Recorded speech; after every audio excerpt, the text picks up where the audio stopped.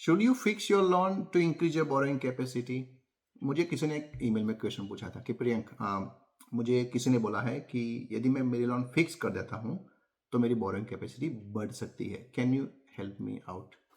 तो मैंने देखा उसकी सिचुएशन, इनकम, बोरोइंग कैपेसिटी, दो प्रॉपर्टी थी उनके पास एग्जिस्टिंग। तो उसमें क्या लगा कि भाई ऑब्वियसली फिक्स करोगे तो वेरिएबल से रेट कम होता है तो borrowing capacity naturally slightly increase हो सकती है।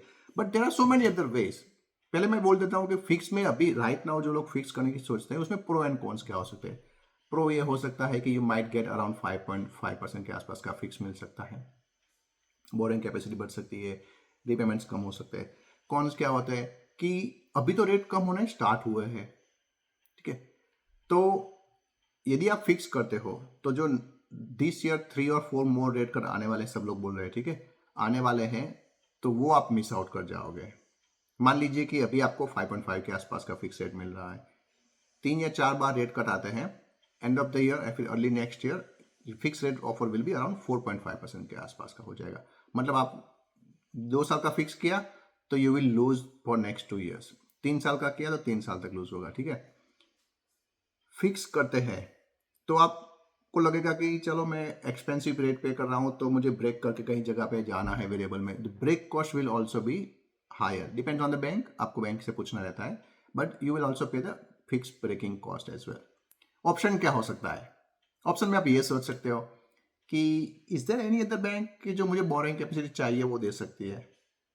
सोचिए, आप नॉन बैंक लेंडर के पास जा सकते हो, जो छोटे छोटे बैंक्स होते हैं उसमें भी चेक कर सकते हो। That's why when we look at the scenario, we don't just look at the big four या फिर mainstream lenders, we also look at the some small lenders as well. और उसमें interest rate definitely slightly higher रहता है जो big four या फिर mainstream lenders होते हैं, बड़े बड़े लेंडर्स होते हैं, उसके कंपेरिजन में 0.5% होता है, 1% भी होता है, depending on your credit score, depending on the deposit that you पे।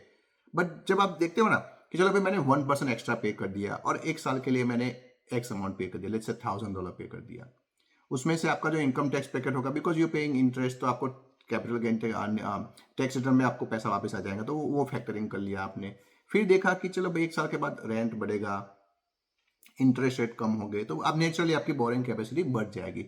तो उस टाइम पे आप मेन स्ट्रीम लैंडर्स जो होते हैं जहां पे आप रिफाइनेंस कर सकते हो। Obviously this is a risk. 1 साल में आपकी सिचुएशन इंप्रूव नहीं हुई, आपकी जॉब चली गई, तो यू माइट गेट स्टक के भाई एक्सपेंसिव रेट में आप स्टक हो सकते हो, दैट्स अ रिस्क। बट यदि आप ऐसा रिस्क लेना चाहते हो, रिस्क ले सकते हो, तो आप ये ऑप्शन कंसिडर कर सकते हो कि चलो भाई टेम्पररी आप किसी नॉन बैंक लेंडर में चले जाओ जहां पे आपकी बोरिंग अच्छी मिल रही है, आपका काम हो जा रहा है, और इफ यू इन्वेस्ट नाउ, जो आपको गेन मिलेगा प्रॉपर्टी में, instead of waiting for the borrowing capacity to increase, यदि आपने यहाँ पे इन्वेस्ट कर दिया तो जो गेन मिलेगा, इट इज आपकी कैलकुलेशन के हिसाब से लगता है कि the more you pay compare to the more gain you get is definitely worth it, तो आप वो ऑप्शन सिलेक्ट कर सकते हो। सो इसलिए देखो, आपके पास भी कोई क्वेश्चन है ना कि भी मेरा ये सिचुएशन है, मुझे क्या करना चाहिए क्या नहीं करना चाहिए, you can always book a meeting with me या फिर ईमेल कर सकते हो, and I will try to answer through one of this video, और मैं ये वीडियो उनको भेज दूंगा कि भाई देख लो, दिस इज सम गाइडेंस, ठीक है। ऑब्वियसली ये मेरा ओपिनियन रहता है, इट्स नॉट ए रिकमेंडेशन कि आप यही करो, आपको यही करना चाहिए, ऐसा कुछ नहीं होता, it's not a financial advice. I hope you guys everybody knows this, ठीक है। तो let me know in the comment below कि आपको पसंद है, आप क्वेश्चन भी आपको मुझे भेज सकते हो। Thank you so much for watching this video, see you next time.